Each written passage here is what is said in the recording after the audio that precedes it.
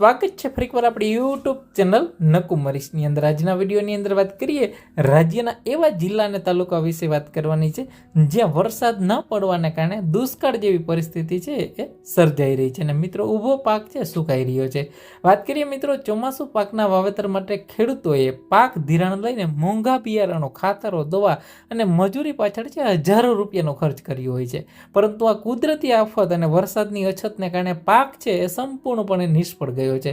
આપણને ખબર છે કે અત્યારનો માત્ર 6% જેટલો જ વરસાદ થયો છે। જો કે સરકાર આમાં મદદ કરે તો કેટલી કરે, હેક્ટર દીઠ 22,000, 2 હેક્ટર દીઠ 44,000 આપે, તેનાથી ખેડૂતનો ખર્ચ છે એની અંદરથી નીકળતું નથી મિત્રો। મોટા કે નાના ખેડૂત માટે મોટું નુકસાન થયું, તેથી સરકાર માટે વિશેષ મિત્રો ખેડૂતોની એટલી જ માંગ છે કે ચોમાસા પાક માટે લીધેલું જે સંપૂર્ણ પાક ધિરાણ છે માફ કરવામાં આવે, તો જ આ ખેડૂત આ પરિસ્થિતિમાંથી છે મિત્રો ઊભો થઈ શકે છે। હવે વાત કરીએ મિત્રો જે હવામાન વિભાગના IMDના સત્તાવાર આંકડા મુજબ છે કેટલો વરસાદ થયો છે। હવે પશ્ચિમ સૌરાષ્ટ્રની વાત કરીએ જેમાં જામનગર છે, દ્વારકા છે, પોરબંદર છે, માત્ર 6% જેટલો વરસાદ થયો છે, બરાબર। જેમાં ઘણા ગામડાઓમાં માત્ર 1 થી 3% જેટલો જ વરસાદ પડ્યો છે। અત્યારે પીવાના પાણીની પણ મોટી સમસ્યા છે ઊભો થઈ છે મિત્રો। હવે કચ્છ જિલ્લાની વાત કરીએ મિત્રો તો કહેવાય ને કે વિસ્તારોમાં સિંગલ ડિજિટ 10% જેટલો ઓછો વરસાદ છે। જૂનાગઢમાં, અન્ય ભાગોમાં, વિસાવદર છે, દક્ષિણ ગુજરાતના ઘણા બધા વિસ્તારોમાં 6 થી 8% જેટલો વરસાદ પડ્યો છે મિત્રો।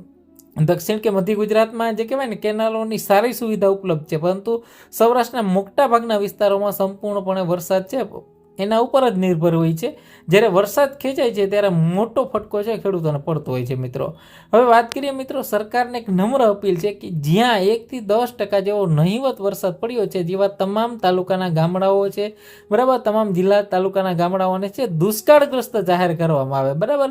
ખેડૂતો પરનું જે દેવું લીધેલું છે એનો બોજ હળવો થાય ને પાક ધિરાણ સંપૂર્ણ માફ થાય તો જ ખેડૂત છે આ પરિસ્થિતિમાંથી ઊભો રહે, બરાબર। ખેડૂતોને નફો ન મળે તો કાંઈ નહીં, પણ જે નુકસાનીમાંથી એક બહાર આવી જાય તો એના માટે ખૂબ જ સરકારે પ્રયત્નો આના માટે છે કરવો જોઈએ। તમારું આ બાબતે શું કહેવું જોઈએ કે આ વખતે જે વરસાદને કારણે વરસાદ ખેંચાયો છે 6% જેટલો જ વરસાદ થયેલો છે, બરાબર, તો ખેડૂતોનું દેવું માફ થવું જોઈએ કે નહીં? તો અવશ્ય એકવાર છે વિશેષ આ વિડીયોને તમારા બીજા મિત્રો સુધી પણ શેર કરજો। ખેડૂતોના હિત માટે આ અવાજ છે સરકાર સુધી અવશ્ય પહોંચાડજો અને આ વિડીયોને લાઇક કરી તમારા મિત્રો સુધી શેર કરજો, કારણ કે ખેડૂતો છે મિત્રો જે કહેવાય ને વરસાદ ઉપર નિર્ભર હોય છે। વરસાદ થાય તો જ ખેતીની અંદર ઉપજ મળતી હોય છે, પણ વરસાદ જ નથી થતી તો આ વખતે જે બીજ છે મોટા ખર્ચા થતા હોય છે।